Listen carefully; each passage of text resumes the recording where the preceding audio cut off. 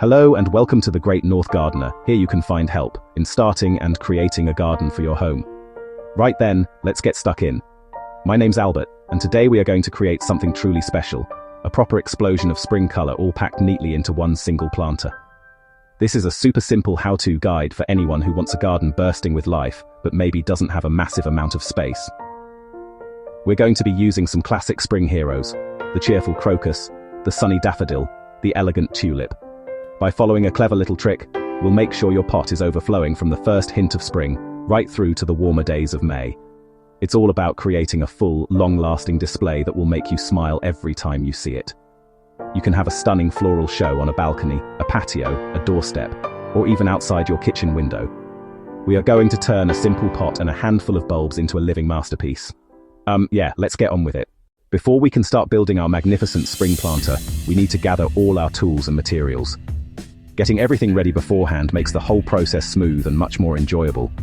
There's nothing worse than getting your hands covered in compost only to realize you've forgotten something important. Think of this as your mission packing list. First up, and most obviously, you'll need a planter. Around 30 to 40 centimeters wide and deep is ideal. The most crucial feature is good drainage.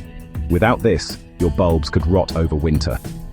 Next on the list, the bulbs. For our 3-layer plan, you'll need tulips, daffodils, and crocuses. Pick bulbs that feel firm and heavy.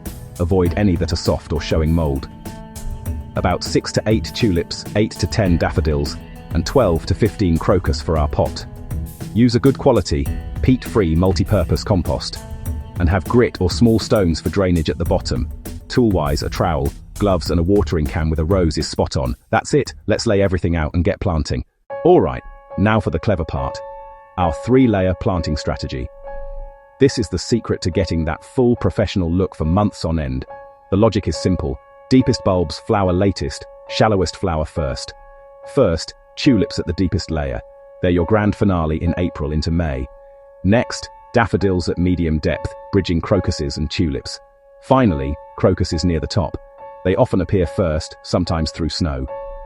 This staggered depth choreographs a continuous bloom. It's a brilliant way to maximize every inch of your pot. And yeah, that's the plan. Stack, wait, and enjoy. The best time to get this project underway is autumn, late September through November before hard frosts.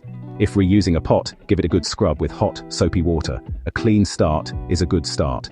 Add 2 to 3 centimeters of grit, stones, or shards to keep holes clear and prevent pooling. Top with compost so tulip tips will end up about 20 centimeters below the rim.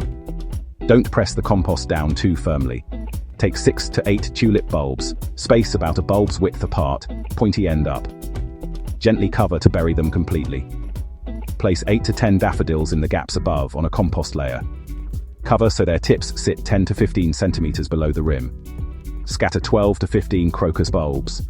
Cluster more round the outer edge for a carpet effect.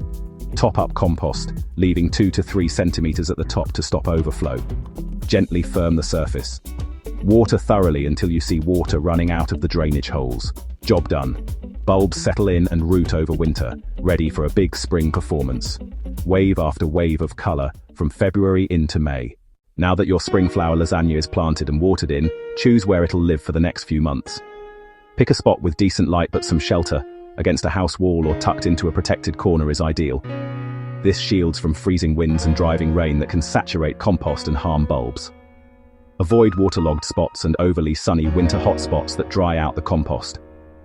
In severe frost areas, insulate with bubble wrap or fleece, or move into a cold greenhouse or unheated shed during cold snaps.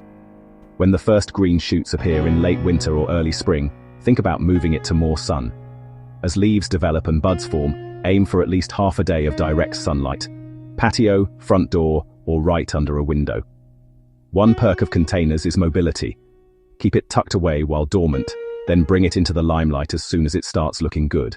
Keep compost consistently moist, never soggy. Check every couple of days with a finger test. Water if it feels dry. When leaves are a few inches tall, feed with a high potash liquid, like tomato feed, about once every 2 weeks until flowers start to fade.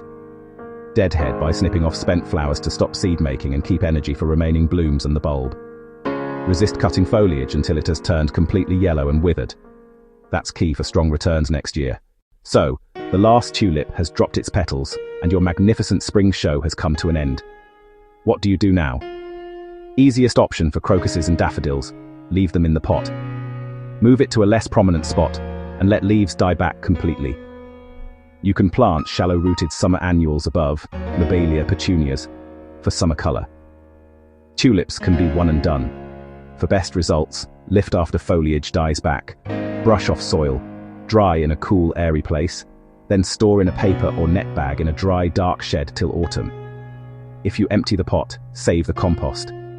Mix with fresh compost and add slow-release fertilizer, perfect for a new bulb lasagna or a summer display. It's resourceful, reduces waste, and keeps the joy coming back year after year. Tells us what you think in the comments and like and subscribe.